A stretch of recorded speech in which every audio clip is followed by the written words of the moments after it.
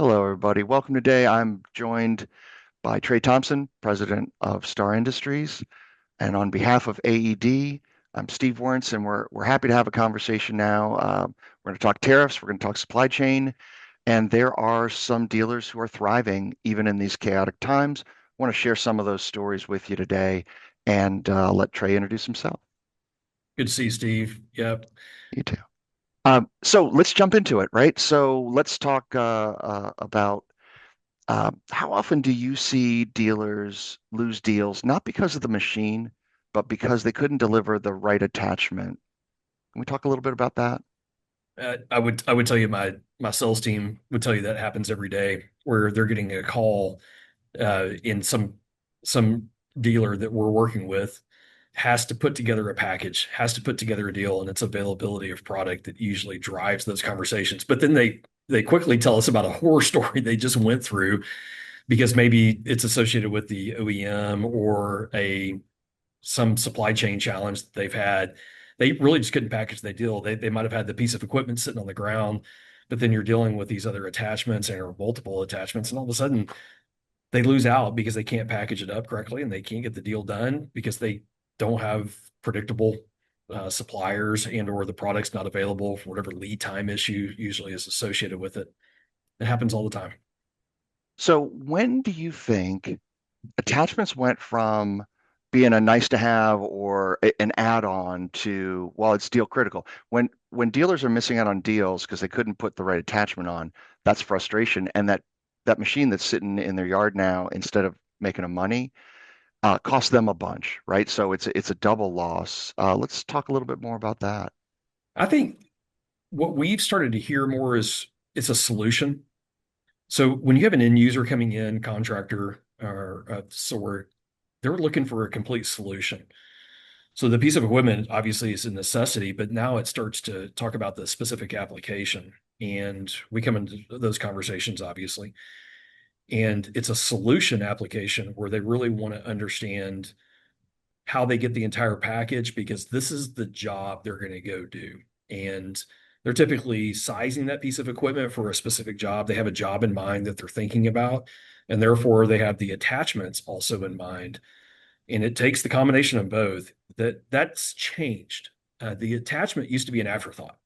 And Mm. now I would tell you it's much more part of the solution and how that work gets done. We always like to think of the attachment as the working end of that piece of equipment. It's really what takes that skid steer, aerial piece of equipment, whatever it is, and really helps it do the performance of it in the most efficient manner possible. Now it has to be part of the solution. I mean, it's table stakes almost. It's the price of entry to get in the door.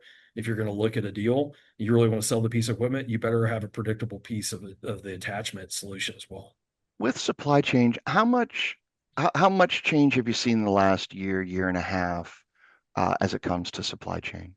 That I don't think there is anything about change that doesn't happen now. And it's right now the Yeah. way we think about it, it's almost month to month. You know, whether it's a tweet that's about to go out, you know that your supply chain's about to change or something a little more predictable, but it's significant. So steel has always been something that's had some level of tariff on it, Section 232, Section 301. Hmm. We've always dealt with that. But now you're not dealing with just the steel, you're dealing with the entire value of the attachment. Yeah. So if you're buying something that's from overseas, the content of that, obviously for an attachment, the vast majority of it's going to be steel. So they're not separating it out. They're not separating out that the steel content was only, X amount of dollars or 10% of the total product value. No, it now incorporates the entire product value for that component. So it's significant. I mean, it's a game changer if all of a sudden that's where your supply chain was coming from and you're going to go from what was 10, 20% tariffs. Now you're talking 65% tariffs. And you might have, this is what we've experienced. We've seen or we've heard about different suppliers, distributors, that product was already on the water and literally it changed when it's coming across and they've got all of a sudden now are dealing with tariffs that have rose 5x. That nobody has big enough margins to absorb that. No, I no, didn't realize there was product already on the water. That's tough. Um, sure. and how is that the tariffs, and it was on steel and now it's overall, and so you've got this now 5x instead of a little tightening to 5x is fundamentally different. How's that showing up in dealer pricing? For what we've heard about, what we've seen is supply chain ultimately is trying to predict that as best as possible, but we understand that invoices are hitting and that's when they're finding out. So technically the distributor, if they're buying from an overseas supplier, the value of that product is not understood until it lands in the US. So it's not when it's manufactured overseas. It's not when it gets on the boat. It's not the 30 days across the ocean from wherever it's coming from. It's when Yeah. it lands in the US that ultimately that's how the tariff is attributed to it. And so you're finding out at that point that ultimately that is being passed on in some form or fashion down to the dealer level. And but the distributor doesn't know it until it hits the US. And then maybe it's not until the invoice comes to the dealer is when they're ultimately find out what their true cost of that product is. So you can imagine back up, you're working on a deal that's, you know, 60 days from now before you think that deal is actually going to land. You're trying to package an attachment, you're trying to package the skid steer with it, mini skid steer, mini X, whatever it might be. And you're going to your supply chain that might be using an overseas supplier like that. How do you predict that? How does the distributor necessarily predict what that price is going to be? And that's it could be a matter of winning or losing the entire package. But if you can't predict even what your total cost structure is going to be, now you're trying to pad that. You're going to try to throw in a little extra fluff on top of it to understand. That's pretty tough to be able to do. Yeah, margins are already tough, and then having so we're sounds like they're dealers that after the quote stage, they're getting these really bad surprises. And if it's 5x on the tariff, that's not something you can just tighten your belt and absorb, right? Right. And so you could win the order and then find out that you're losing money. Like that would be horrible. Like everybody in our industry that I know of is plenty busy. They don't need to do stuff for extra practice, right? Right. That Right. would that would be uh, just a horrible way to find out. We put all this planning in, you win the order, and then you find out it's not the deal that everybody signed off on. We deal in an industry where, yeah, from the general manager of a dealership and or a salesperson, everybody hurts in that situation. And then they've got to make a decision about how do they go talk to the customer about that. Do they just decide to eat it, internally and just rack it up to more and more experience that we don't need and wisdom Yeah. that we're gaining and the gray hairs that we're all getting because of that? Or are they going back and trying to reshuffle the deck a little bit on the attachment, try to find another, somebody else in the supply chain, another partner they potentially could work with? Now they're scrambling. It's last minute that they're trying to do this, and or are they going back to the end user and potentially upsetting a client? And that client is getting the transparency and the honesty of what's going on in the conversation, but are they going to be left with a bad taste in the mouth? Now you're going to start, disrupting maybe what is the service that you really want to have for that client, parts, all the additional sales opportunities and service opportunities with that client that could leave a bad taste. So I think they're having to make those decisions between, man, do we try to win this battle, or are we ultimately trying to win the war with this client? And so many of those end users are so big. And if you're holding up their shovel-ready funded project, it's hard to not have hurt feelings and leave a bad taste, right? Like you can't let them down. So the dealers are stuck between a rock and a hard place, and there already weren't great margins, right? It's Right. not like we're a software company that, oh yeah, we can just absorb that because we made up a silly price to begin with. Yeah, That's not how we started. So let's talk about sales and dealer operations because I know you've got some good stuff there. How much does quote speed impact whether the dealer wins the deal? we believe it's everything from the conversations that we're having, either email, phone calls coming in. A lot of our traffic comes from it's the sales team. It's not the purchasing department that originally starts packaging that deal. So when we get that inbound traffic, it's usually a salesperson and they're trying to do everything possible to get that deal in front of that customer as soon as possible. So our speed to market strategy, in order to help them win their deals, it's about getting there first. We always want that client, the client's client, ultimately to get to have the quote in the hand first from that dealer. Mhm. So speed to market, we believe, usually wins in those worlds. So that's the model that we find that most end users, contractors, they don't have a lot of time for this, is what we Right. find, right? Everybody's got a lot on their plate. We all have attention issues, and we're trying to stay focused on one particular thing for a very Mhm. short period of time. So if you can respond quickly and you can help clear something off that person's plate a little bit easier, we find that that usually creates a lot of success and trust. So let's talk about that. What is a realistic expectation from an end user of their dealer? How fast should a dealer get that attachment pricing back? Like what do you see winning orders? Because that's really what everybody who listens to this is wants to win more orders. Well, days don't work. I'll say that from the very Yeah. beginning. We're not talking days. We're talking hours at most and usually minutes. We think that when a dealer is working, a sales rep for a dealership is working with that client, you should have something to be able to respond back within the hour. If you're having to get back to them and it's next day, I can't imagine how many of those deals actually come through because somebody else has already responded to that. And Yeah. so we think hours at minimum, and we'd love to be inside the minutes for Yeah. all of our dealers to be able to support that because that's what gets deals done. Yeah, that losing the momentum because of a slow vendor response. Dealers, every dealer knows their local market. And we have these macro, tariff supply chain. We have these macro forces that are messing up that relationship that they've sometimes invested generations in. Um, yeah, it can really mess up. Let's talk inventory strategy. So, on a bright side, how should dealers think about stocking attachments differently? Right now, we are talking to our dealers about what are the attachments that are focused in your area that you see on a regular basis? What are the most popular items that you're seeing that get used on a regular basis? And making sure that you have packages developed with those attachments in place. And that you're putting those in inventory as much as possible. The high inventory turn items you should be keeping available because you're going to be moving it out daily, weekly, whatever that might be. But expanding that thought process is where our strategy is, and what we're hearing from our dealers on a regular basis is we want our dealers to be thinking about what is their available inventory that's even consider it virtual. They might not have it on the yard. That's okay. How do you make it available in a virtual inventory setting where you can get it quickly?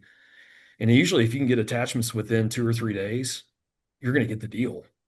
It's usually about the same time that you're doing the make ready on that piece of equipment and or that guy's needing to come to the facility to pick it up.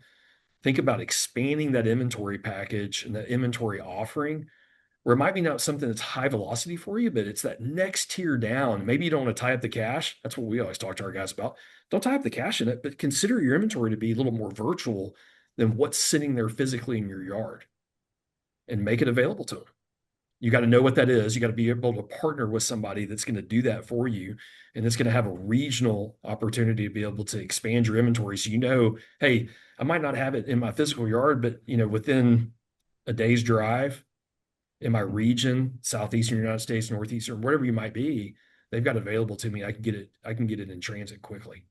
Well, and trust is obviously a big component of that. They have to believe if they can't walk and, you know, touch it on their yard, they have to believe and understand, have a track record where that gets delivered when it says it's going to.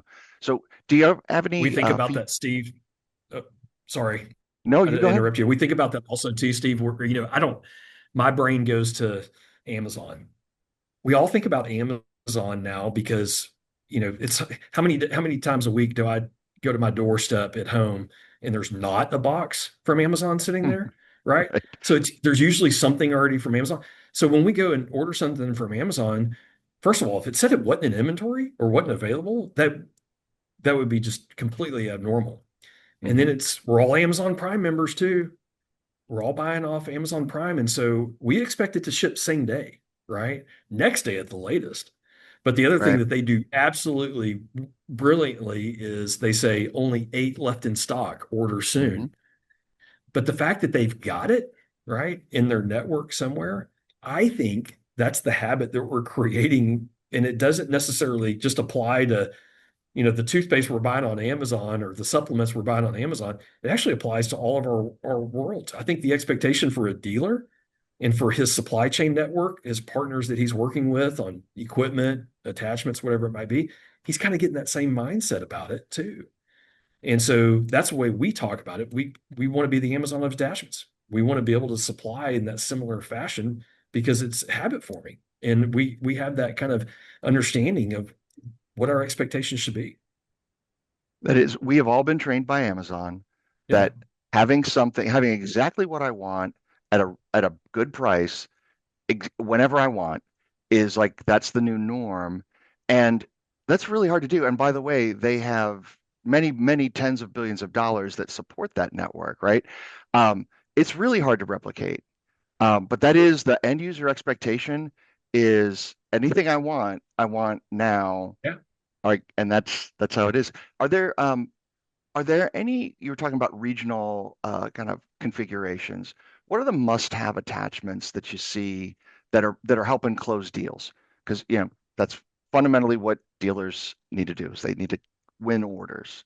What are kind of go-to ones that you see out there? Yeah. If you're thinking about skid steer, both mini and full size, we see those ground engaging attachments around grapples. We see power rakes, brush cutters. Those have to be available. You've got to have those things ready to ship immediately or be able to package deals together. Then beyond that, you start getting a little more detailed nuances of attachments that people need to be able to carry as well. And that could be anything from specialty grapples that are going to be a heavier duty variety of it, or extreme duty buckets that are going to be more specific to an application. Maybe they're a little bit bigger than the actual width of the skid steer. That's a bigger application. You'll see a little more lifting capability too in both of those, where it might be something that needs to be a pickup opportunity and it becomes a little more aerial.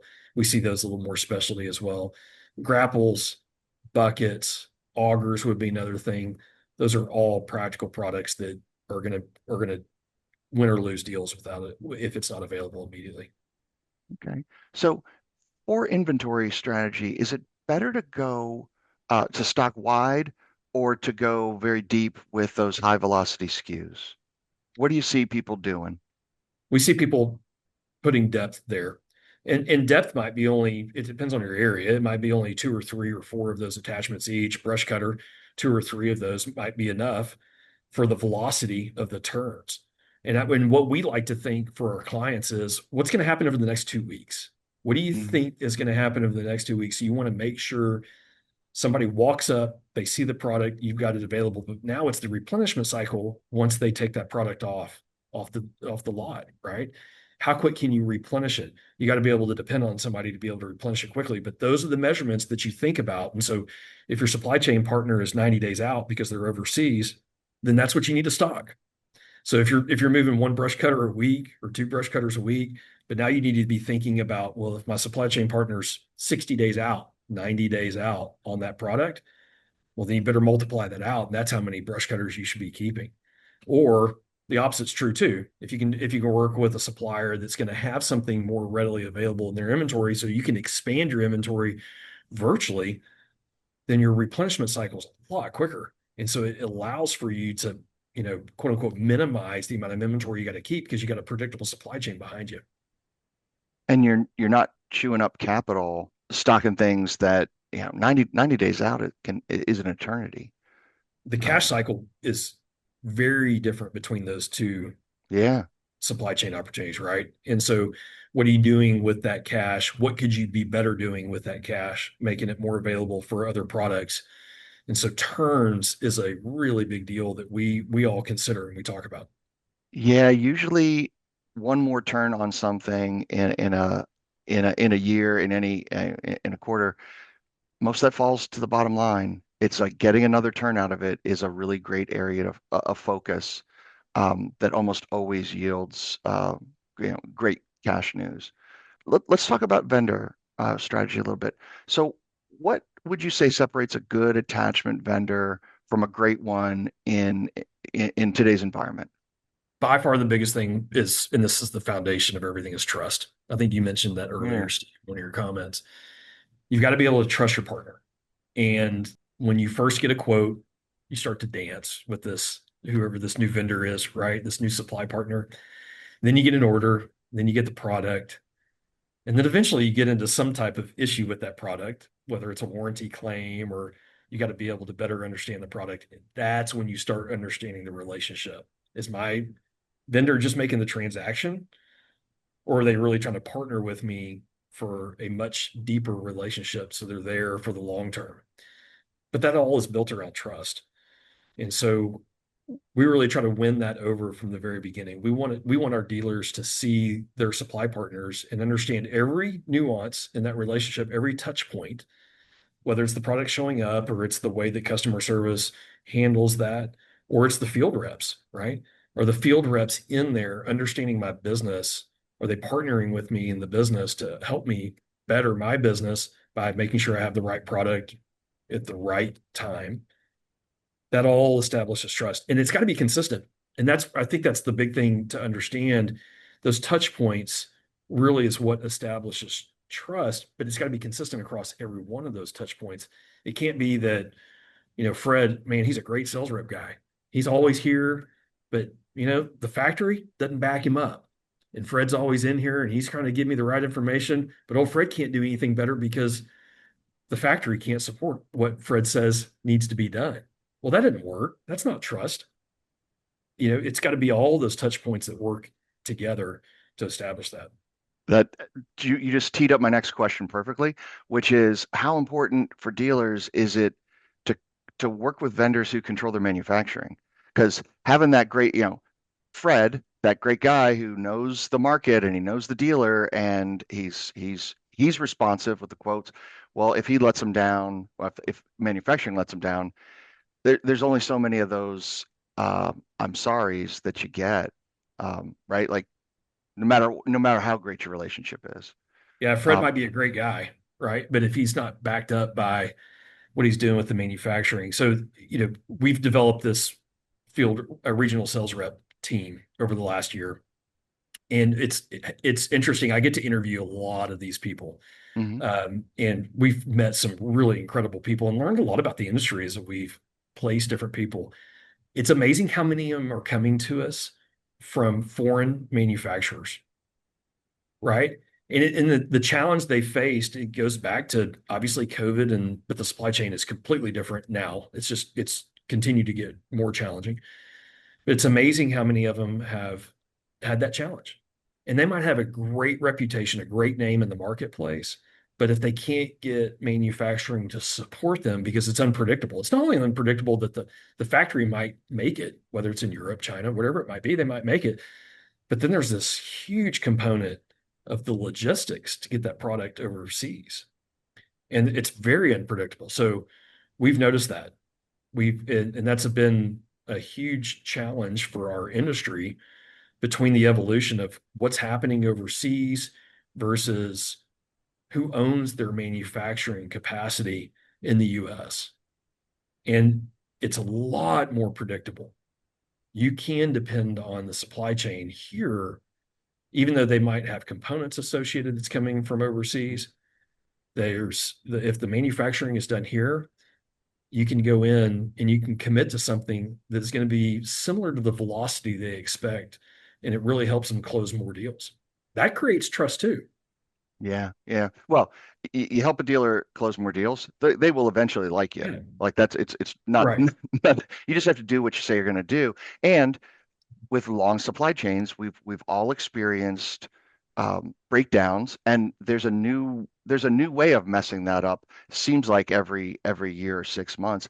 I know going back to the '90s, every time I've needed something to go in or out of Long Beach, there's a strike. So just know if I don't think I'm the cause of it, but I have been let down significantly, right? And The last one was a long time ago, so I'm able to smile about it now. But we've all been there, and most people on this call much more so than I. So let's talk a little bit more about the risks that dealers have when they're relying on imported or private labeled, when they don't have that control, right? What are those risks that they're taking on? And just tell us a little bit more about that. We have a saying around the office that we talk about, and we've we didn't invent this statement, but we think about it all the time because of our customers. But predictability is more profitable than cheap. Yeah, yeah. You've got to be predictable because if you're going to shut down your the deal, the opportunity, because now you're delayed 2 extra weeks, 3 extra weeks. Typically, what happens if it's overseas, it's months. It's not necessarily just it's going to be here tomorrow. It's usually months.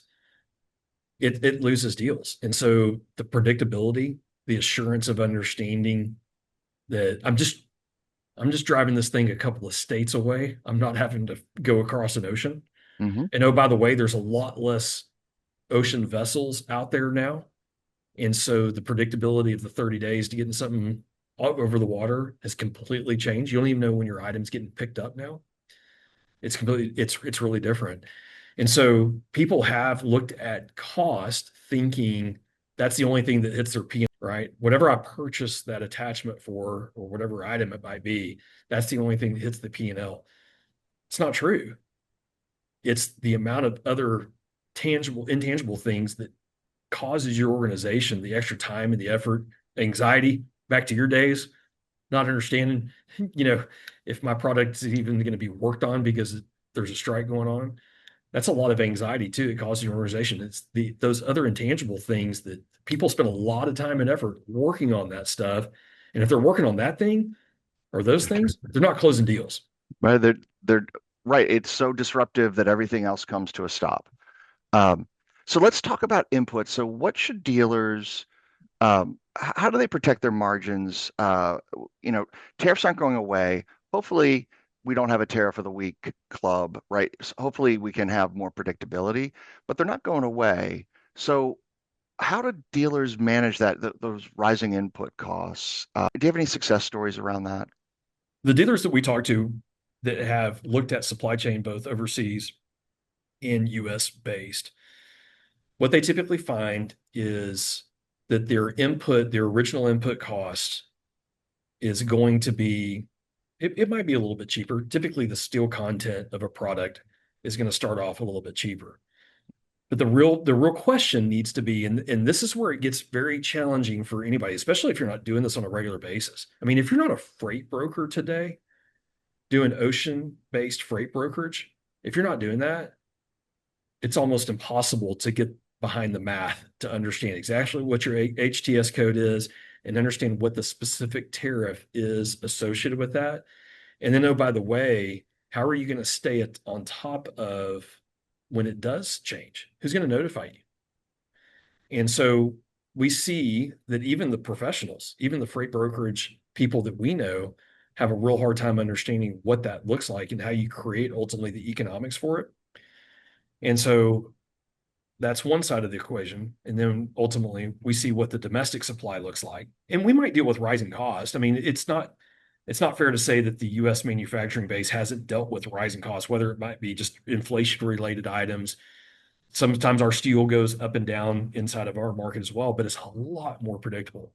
It's a lot more stable to understand what that is. Typically, you see that once a year, you'll see cost rollouts to be able to work through what those challenges might be. It's rare that you see mid-year price changing now. 21, a little bit different story as the entire United States was going through probably one of the worst black swan events I think any of us have ever experienced Let's on the hope.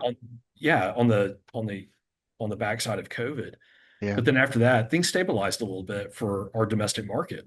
And so we can be a little more predictable with that. And we can understand what our cost structures are a little better. And we can forecast out a little bit better in order to help our customers and our dealers see that as well.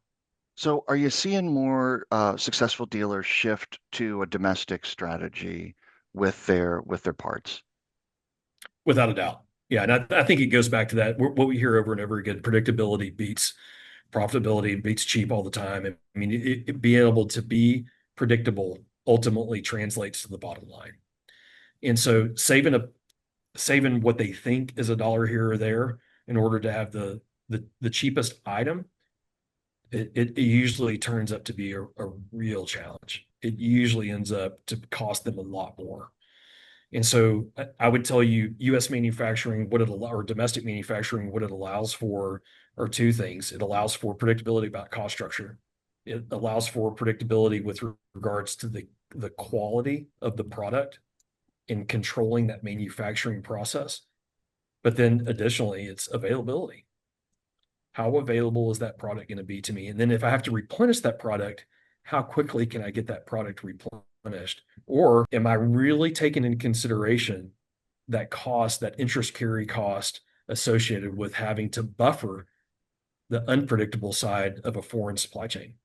That's a real hard cost that you've got to include. And are you building that back into the package whenever you're selling the skid steer and these other attachments? Am I building back in what my replacement cost is going to be for that product? People think about, well, I've got this attachment sitting there and it cost me, whatever it is, $3,000, $4,000 for that attachment. But what really matters is not what the cost of that is, and are you marking it up correctly? It's the replacement cost of the next one behind it. So now that grapple for $3,000, whatever it might be, my replacement cost is now $3,500. Are you building that into your plan, or are you just going to pass on every bit of that to the next guy, but you don't necessarily know what all of the costs are going to be associated with it? It's your replacement cost that really can start driving profitability results. Well, I mean, inflation has gotten better, but it's still not good. And Right. so replacing something tomorrow, you had better count on it costing more than you paid for it yesterday.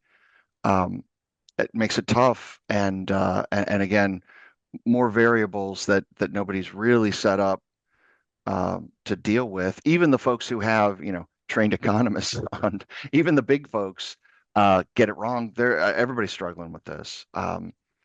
So what are the best dealers doing um, differently, when it comes to attachments? What are the people who are winning orders?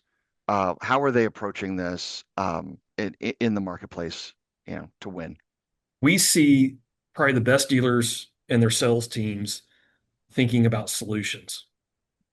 We feel like that the end user and how we try to help educate our dealers and our customers is think of a solution oriented mindset. So you need to be thinking about the specific application that this end user is taking this product into, that skid steer, mini excavator, mini skid steer, whatever it might be, and what application they're doing. And not only just provide him that item, the skid steer, but you need to be thinking about packaging everything that he needs to be successful on that job site. And that's where I think the separation is. Somebody that just gives a quote versus somebody that really provides a solution. And on top of that, can they provide a solution that they can get to them fast, quickly, predictable? And are they working with the supply chain? They're not obviously manufacturing all themselves. Are they working with their supply chain to understand that they've got product that they're providing to that end user that's going to be built to last? Are they going to have something that's going to be out there that they know that can stand up to the environment that that end user, that contractor is going to be using it in? Because they're going to abuse it. They're working this equipment hard, right? And typically the contractors who they have using that equipment, the operators, more than likely they're less and less trained these days. Yeah, yeah, Hence the telematics that we put into this equipment. The telematics that we're putting into it, we're trying to really protect the piece of equipment as much as possible. Operators they're tough on the equipment. So you've got to be able to provide a solution that's going to withstand the abuse of the job and potentially withstand the inexperience or lack of experience of the operator as well at the same time. And if something goes wrong, and it will, things go wrong, are you going to be able to call up your vendor to be able to quickly be able to have the product in available to be able to ship to them, whether it be the parts associated with it or another attachment? I was thinking, I was smiling while you're talking because whether it's Summit or ConExpo ConAg or any of the events where there's equipment, I always like, I love seeing the shiny new equipment. It's just that's not what it really looks like. So it's a little unnatural to see it all clean and tires shiny and everything. Obviously, they want to present well in the booths, but it that's not what it looks like in a week. Um, so if a dealer wants to win more deals immediately, what's the first thing they should fix? Rapid response. If a customer is calling them and needing that product, get back to them as quick as possible. And so we think of that in terms of rapid response. And I would grade it. How quick am I responding to a client? I want to know. I want to know. I think that wins more deals than anything. I think it establishes trust, it establishes really good service. And so somebody calls, man, get back to them as quick as possible. If you're not able to answer typically on the phone, which is that's challenging because if you're trying to put together a package, you might have to reach out to your partner vendors, but you need to be able to respond quickly. Yeah, it doesn't have to be that first call resolution because it's complicated. If it was easy, it'd be easy to solve.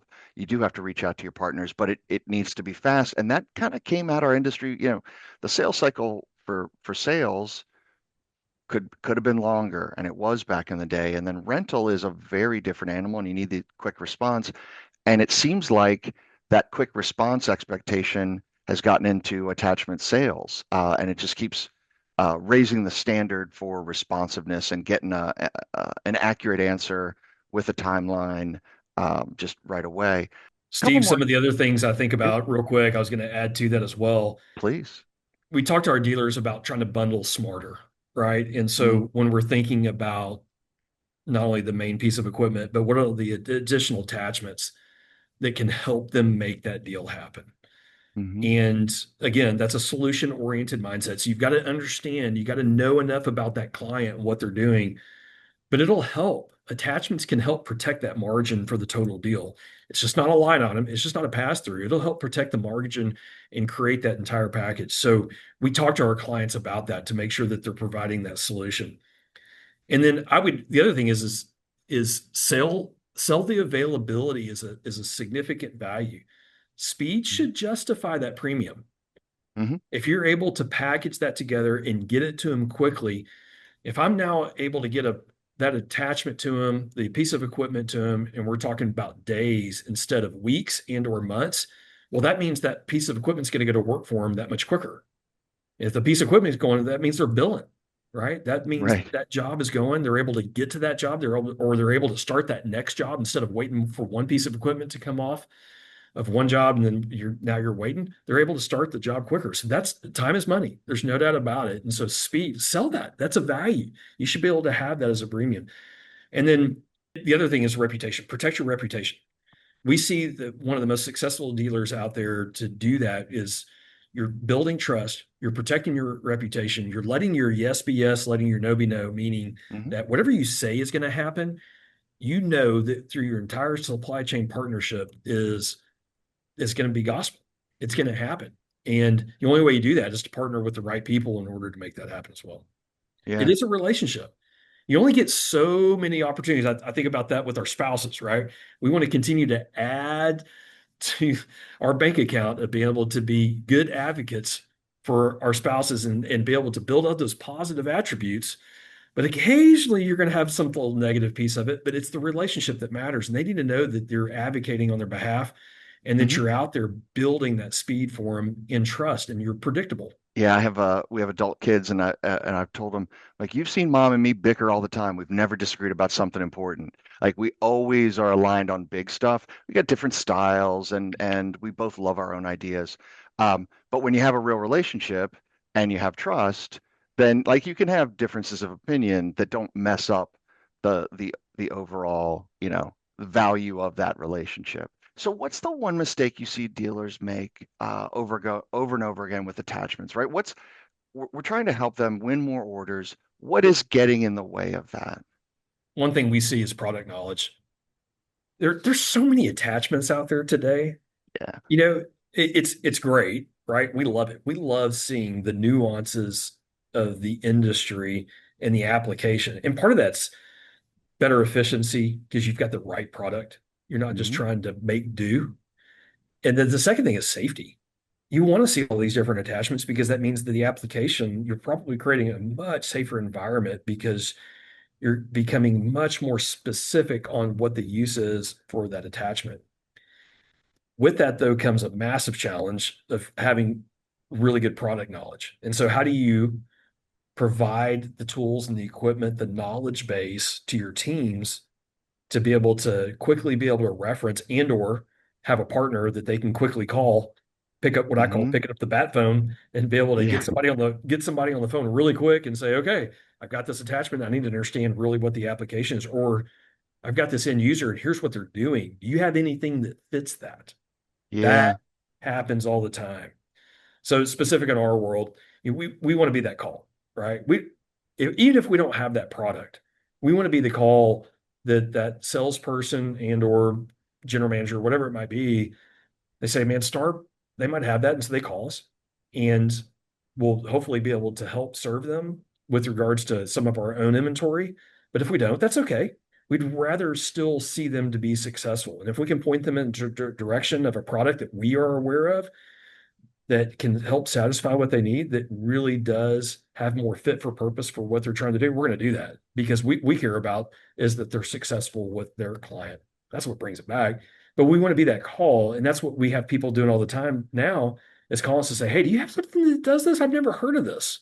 Well, we can't expect all of the field sales and or sales reps at these dealerships to understand every attachment out there. It's too broad.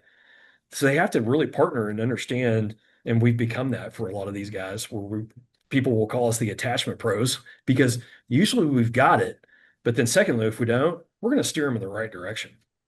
And that relationship, this is a relationship business. Is my favorite thing about our industry is that we've got a lot of really good people who care very much about doing what they say they're going to do. And a quick, we don't have that, but here's the place to look. It still is going to bring them back as customers because it's not about the transaction, it's about the relationship, right? Right. Now, put yourself in your customer's shoes. If you're running a dealership today, what would you change tomorrow? What would you do? You see a lot of successes and a lot of different ways of winning. What would you do tomorrow if you had that magic wand and pen? First of all, I would create partnerships. I would look for partnerships that maybe are beyond the legacy partnerships that are out there. I think I would just open up the world a little bit more to explore how do I create more revenue opportunities for my business? And that can expand in several different ways. But your customer is wanting you to have more availability. They really want to be able to walk in the door and know that you're a one-stop shop as much as possible. How do you do that? How do you be able to tell that client that thing might not be sitting here today, but I can get it for you tomorrow, Hmm. right? And so typically people got to expand their thinking a little bit about I might not be able to satisfy all inventory, keep it here all the time. That doesn't make sense. We don't need to be that. But can you partner with people that do have inventory, expand your product offering that much more without having to keep it on site? That and I would really look about where are you putting your capital to work? What is the best opportunity to put capital at work? And where should I not? Where should I lean on others to maybe help satisfy a little bit of that capital crunch? And so I can lean on others to create more velocity with my capital and my inventory.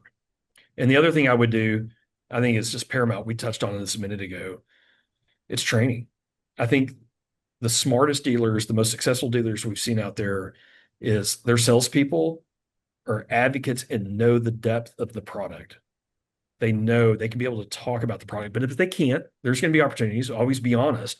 I don't know the details about this, but I'm going to find out and I'm going to find out quickly. So you got to be able to understand who can you call, who can I communicate with in that in that moment's notice, and be able to quickly be able to answer that client. Yeah, that's an important point, and that comes with, I think, a little bit of maturity. I think back to me in my 20s, I wanted to know the answer. Now I'm fine if I don't. I just know the people who know the answer, and it's a better answer. They know it deeper than I do, and that's an important element, right? It's about solving the problem. Like I don't need credit, need it to be done, and done right. So put on your prognosticate. I'm thinking about the old Johnny Carson. It was the putting up the future. Genie. Boy, Yeah. yeah, I stumbled over that. It was in my head. I'm like, oh, I can't get it out. It's been a Hey, minute since. once you put that on, you said Yeah, Johnny Carson, I got yeah, it. you knew it, Yeah. right? Um, it's been a minute since he's been on the air, so we got that. But what does supply chain look like, in the next couple of years? What do you see coming down the pipe that we should all be prepared for, that dealers need to understand? I still feel like we're in an environment, especially overseas related supply chain. I still feel like we're in a very turbulent time. I don't know that that's changing anytime soon. Yeah, I think everybody, and maybe we've become used to through scar tissue that we're just we're waiting for the next day that we wake up and we see a tweet come out or whatever it might be that there's another evolution coming. And I'm fortunate enough to be able to meet with a lot of different OEMs in our industry, presidents of those organizations, and that's exactly what we hear. It's like today, my accounting department is telling my finance department is telling me that this is what we need to cost our product at, but that doesn't mean necessarily what tomorrow is. And a lot of that's because of the unpredictability of tariffs and overseas supply chain. So that's going to be continue to be a challenge. I think we are in an environment where costs are probably stabilizing more. I don't think we're seeing the significant increases with regards to domestic supply where the steel content and or the other components that make that up, they're still going to rise. There's no doubt about it. But I think they're in a more stabilizing environment than what we've been experiencing since COVID. So Hmm. that's a little bit better. And so we're trying to really maximize the opportunities with that and become more efficient with what that is. The other big thing that we see, and I think about this in terms of supply chain, is labor. And labor is a massive component to supply chain, whatever you look at it. And so in a manufacturing environment like we have, and or a partner supplier that you have that might be uh, bringing product in for you, labor is still a large content. And how predictable is that labor market for the next several years, especially in manufacturing? That can be challenging as well too. So we pay attention to that. Well, I really appreciate this conversation and the education. I'm looking forward to sharing this with our dealer members. Is there anything else you want to close with, Trey? Um, thank you very much. Yeah, I appreciate it. It's very good to see you, Steve. Sorry about the Yeah. little audio or the video blip a minute ago. That I think the one thing that we try to reiterate is speed and availability wins deals. Yeah. We want to see those dealers become successful and become more successful, and we believe that those are the major components to it. You should be able to depend on your dealer or your partners, whether Hmm. that be through an attachment supplier like us, the OEM that you work with, or all the other vendors that you partner with on a regular basis. You got to be able to depend on them. And if not, if there's something wrong with that relationship, really start to question what's going on in the organization about maybe what's causing the challenges there and find somebody that you know that you could depend on because they're a key component to the velocity of your business. Yeah, I just to recap, the putting your capital, your hard-earned money into winning more orders versus stock and parts, I think is a pretty straightforward. That's not a coin toss. That money's going to work for you if you let it, right? And really appreciate the education and your time here today. I'm gonna wrap it up and say goodbye and talk to you soon. It was good seeing you again, Trey, and you have a great week. You too, Steve. See you, man. Thanks.